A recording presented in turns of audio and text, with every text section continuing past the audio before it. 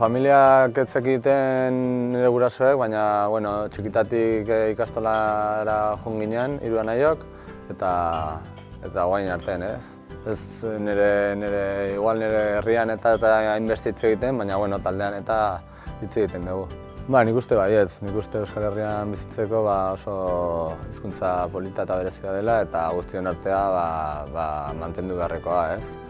Hitz egitea, ez? Nire ustez gakoa da hitz egitean eta jentea mentalizatzea dela gure hizkuntza eta pixka bat bere nahia izatea bakoitzak, ez? Niri gustatu zitzaizkidan kiroletatik igual hobekien eman zitzaidana izan zen, txikian nintzenean, eta asko gustatu zitzaidanez jarraitu nuen eta guain arte, ez? Betidanik nire idola Miguel Indurain izan da, baina gaur egungo txirrindularien artean gure taldean dagoen Samuel Sánchez, ez?